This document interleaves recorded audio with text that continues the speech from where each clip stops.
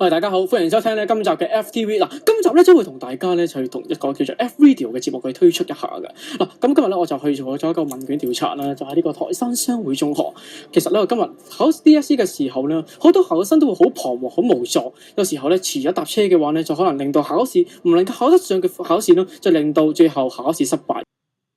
嗱，今日咧我就好慶幸咧，見到一個好好嘅家長啦，佢就非常之好人，咁就因為有個考生啦，佢就非常之彷徨啦，但有兩個考生就非常之彷徨，咁就係好多考生嘅時候，當然喺一個咁環境咁擠迫嘅交通嘅網絡之下，依然佢冇方法去能夠直達考場，但係今日我好開心能夠見到一個考生，有兩個考生得到一個家長嘅幫助，希望能夠借呢個時間俾呢個家長去抒發一下嘅感情。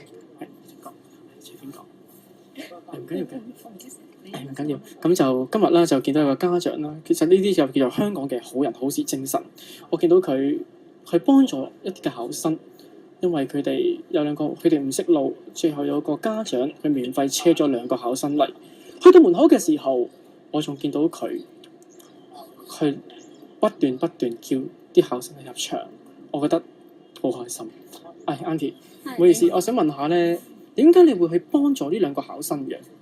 原先咧，我見到佢哋喺度等，我等車等咗好耐，佢企喺我前邊。而家咁，我見佢突然間有個考生就打電話俾媽媽，就話冇車啊，而家夠鐘啦。咁後邊有個咧就排喺第二嘅，就問佢：你係咪去邊度考試？咁樣佢話係啊。不如我哋一齊搭的士啊！但係而家係冇車喎。咁我就叫佢行出去出邊。我話前面大路係好多車㗎，不如去嗰度穩陣啲啦。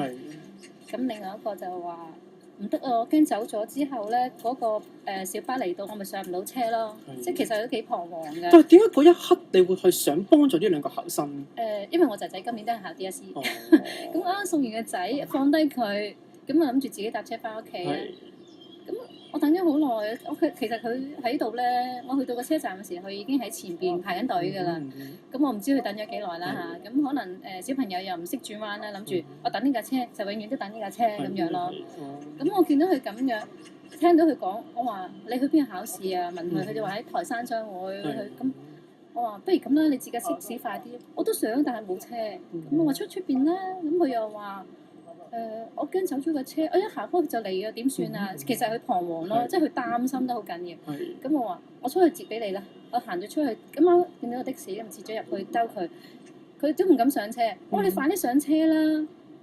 我話我車你去啦，咁佢就話好啊好啊，佢好彷徨喺開咗道門猶豫緊啊，上唔上？我話唔好諗啦，快啲上啦，上咗先講啦，咁樣。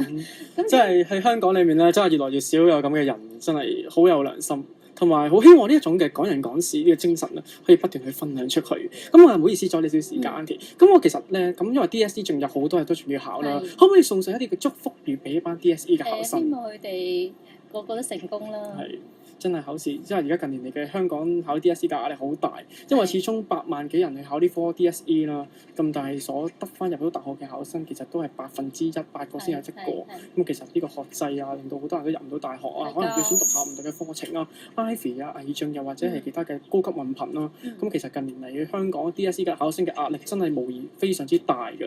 咁希望可以藉住呢個節目可以分享多啲嘅好人好事精神啦，亦都希望 Auntie 希望可以幫我哋講一聲，就係 DSE 考生加油，希望 DSE 嘅考生加油，包括我仔。好，今集咧我就同大家分享住咁多先，希望我哋有緣再見，繼續支持我哋 FTV， 多謝大家。你把聲好聽啊！